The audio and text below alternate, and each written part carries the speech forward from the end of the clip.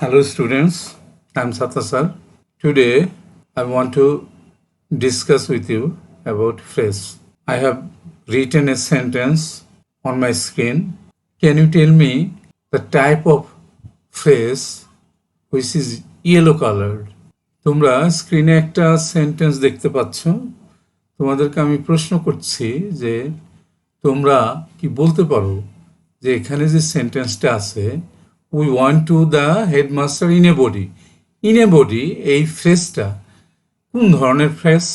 কেউ পারতে পারো, অধিকাংশই পারবে না। কিন্তু তুমি খেয়াল করবা যে এই লেসনটা আমি পড়াবো, তুমি লেসনটা যদি খুব মনোযোগের সাথে দেখো এবং পুরোটা যদি দেখো তাহলে লেসন শেষে তুমি কিন্তু অবশ্যই এটা ইনে বডিটা কোন ধরনের ফ্রেজ তুমি অবশ্যই বলতে পারবা। ঠিক আছে, আমরা শুরু করতে যাচ্ছি। প্রথমে phrase. What is the definition of phrase? What do you mean by phrase? দেখো আমরা একটা ডেফিনেশন রেখে দিয়েছি। A phrase is a group of words that makes sense but not a complete sense. It is a part of sentence but it does not have finite verb. এটার মধ্যে কোনো finite verb থাকে না। এটার অর্থ প্রকাশ করে কিন্তু একটা সেন্টেন্সের সম্পূর্ণ অর্থ প্রকাশ করে না। সেটাই হলো ফ্রেজ। তোমরা নিশ্চয়ই এই ডেফিনেশনটা দেখলা। এখন আমরা ফ্রেজের ভাগগুলো দেখাবো। দেখো, ফ্রেজকে 7 ভাগে ভাগ করা যায়। There are 7 kinds of phrases.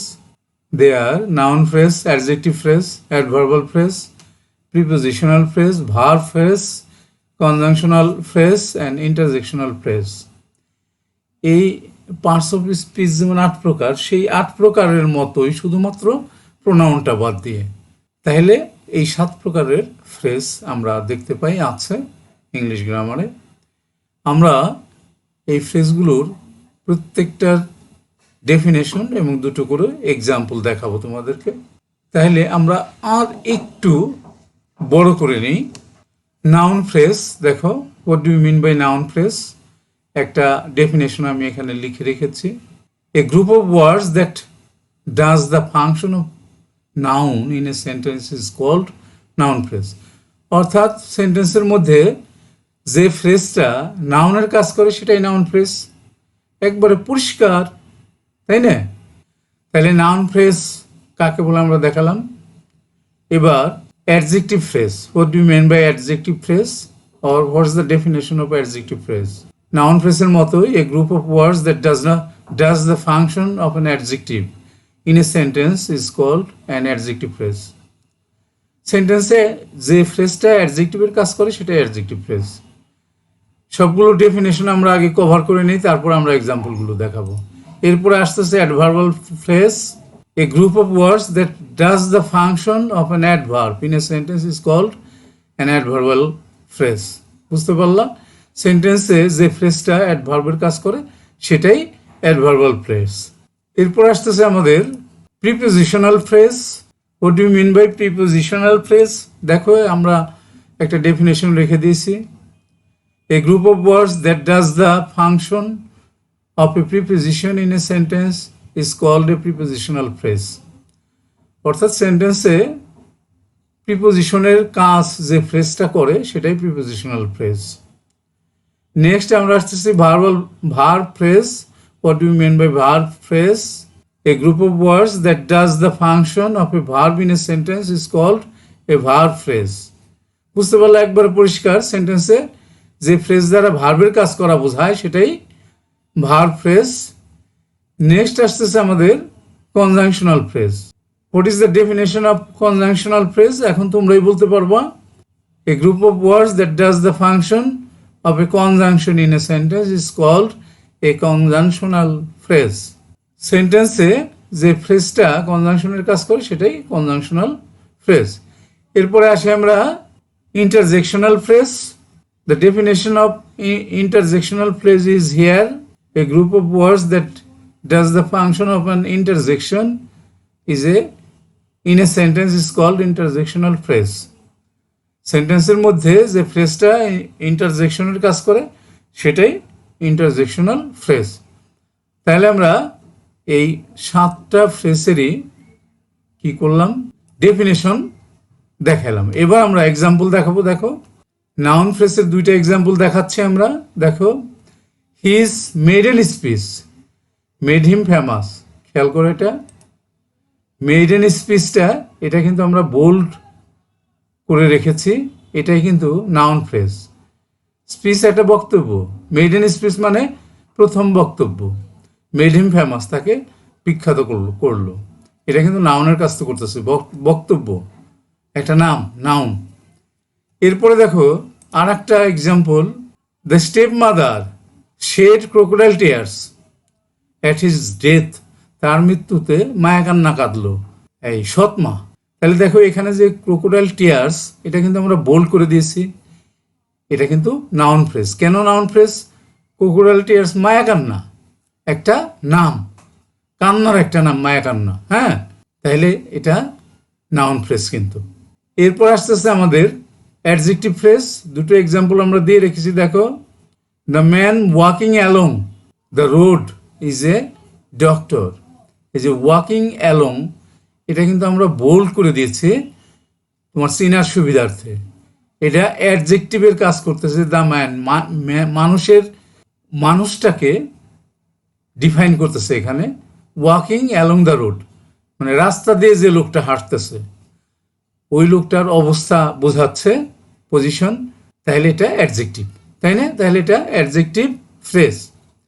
এরপরে দেখো আর একটা সেন্টেন্স আমরা এখানে রেখেছি, the bird flying in the sky has been shot. আকাশে যে পাখিটা উঠতেছিল সেটাকে গুলি করা হলো। তাহলে ফ্লাইং ইন দ্য স্কাই, এই পাখিটার অবস্থাটা বোঝাচ্ছে যে পাখিটা কি করতেছিল, এটাই অ্যাডজেক্টিভ এবং অ্যাডজেক্টিভ ফ্রেজ। এখানে কিন্তু এই ফ্লাইং ইন দ্য স্কাই অ্যাডজেক্টিভের কাজ করতেছে, এই জন্য এটা অ্যাডজেক্টিভ ফ্রেজ। এরপরে দেখো অ্যাডভার্বাল ফ্রেজ, দুইটা এক্সাম্পল আমরা দেখাবো। দেখো প্রথম এক্সাম্পলটা, he tried heart and soul. এই যে হার্ট অ্যান্ড সোলকে আমরা বোল্ড করে দিয়েছি, টু গেট ইট ডান, এটা শেষ করার জন্য সে আপ্রাণ চেষ্টা, কঠোর পরিশ্রম করলো। ট্রাইড একটা ভার্বকে কিন্তু কেমন করে কাজ করতেছে সেটা বোঝাচ্ছে, অর্থাৎ ভার্বকে মডিফাই করছে হার্ট অ্যান্ড সোল দিয়ে। তাহলে এটা অ্যাডভার্ব। আর এই ফ্রেজটাও, পুরো ফ্রেজটা অ্যাডভার্বাল ফ্রেজ। এরপরে দেখো আর একটা এক্সাম্পল আমরা এখানে রেখেছি, সেটা হলো যে he came at the 11th hour. সে আসলো অ্যাট দ্য 11th আওয়ার মানে শেষ সময়ে। এই যে আমরা বোল্ড করে রেখেছি অ্যাট দ্য 11th আওয়ার, শেষ সময়ে। এটা কিন্তু অ্যাডভার্বের কাজ করতেছে। কিভাবে? আশাকে, কে এই কাম ভার্বটার যে পাস্ট ফর্ম কেম, এটাকে কিন্তু মডিফাই করছে। কখন আসলো, কোন সময় আসলো? At the 11th আওয়ারে। তাইলে এটা অ্যাডভার্বাল ফ্রেজ। এরপরে দেখো দুইটা এক্সাম্পল দেখাবো আমরা, প্রিপোজিশনাল ফ্রেজের দুইটা এক্সাম্পল দেখাবো। প্রথম এক্সাম্পলটা দেখো, he is on the bank of ruin. সে ধ্বংসের দ্বার প্রান্তে। এই দেখো প্রিপোজিশনাল ফ্রেজে অবশ্যই দেখো প্রিপোজিশন, আগে পিছিয়ে প্রিপোজিশন থাকবো। অন দ্য ব্যাঙ্ক অফ, এটা কিন্তু একটা প্রিপোজিশনাল ফ্রেজ, পরিষ্কার বোঝা যায়। অনটা প্রিপোজিশন, অফটা প্রিপোজিশন, তাই না? আগে পিছে প্রিপোজিশন থাকে, সেটাই প্রিপোজিশনাল ফ্রেজ। এরপরে এক্সাম্পলটা দেখো, we want to Khulna with a view to buying paper. মানে কাগজ কেনার উদ্দেশ্যে খুলনা গিয়েছিলাম আমরা। With a view to bold করে রেখেছি আমরা, এটাই কিন্তু প্রিপোজিশনাল ফ্রেজ। এই যে দেখো উইথ এবং টু দুটোটাই কিন্তু প্রিপোজিশন। বুঝতে পারলাম নিশ্চয়ই? নেক্সটে আস্তে আস্তে আমাদের ভার্ব ফ্রেজ। দেখো ভার্ব ফ্রেজেরও আমরা দুটো এক্সাম্পল দিয়ে রেখেছি। প্রথমটা দেখো, the patient will come round very soon. Come রাউন্ডটাকে আমরা কিন্তু বোল্ড করে দিয়েছি। কাম রাউন্ড শব্দের অর্থ আরোগ্য লাভ করা। এই দুইটা ওয়ার্ড মিলিয়ে একটা অর্থ দাঁড়ায় আরোগ্য লাভ করা, যে অর্থটা ভার্বের কাজ করে। The patient will come round very soon, এই রুগীটা দ্রুত আরোগ্য লাভ করবে। এরপরে দেখো, they are going to open a night school. Going to যাচ্ছে, করতে যাচ্ছে, এটা কিন্তু ভার্বের কাজ করতেছে, এই কারণে এটা ভার্ব ফ্রেজ। এই গোয়িং টুটাকে কিন্তু আমরা বোল্ড করে রেখেছি তোমার বোঝার সুবিধার্থে। এরপরে দেখো কনজাংশনাল ফ্রেজ, দুইটা এক্সাম্পল দেখো, he ate rice as much as he wanted. এই as much as coordinate conjunction দ্বারা এই দুইটা অংশকে যুক্ত করা হলো, এই জন্য এটা কনজাংশনাল ফ্রেজ। দেখো, he ate rice as much as he wanted, যত সে চেয়েছিল ততই সে খাইল।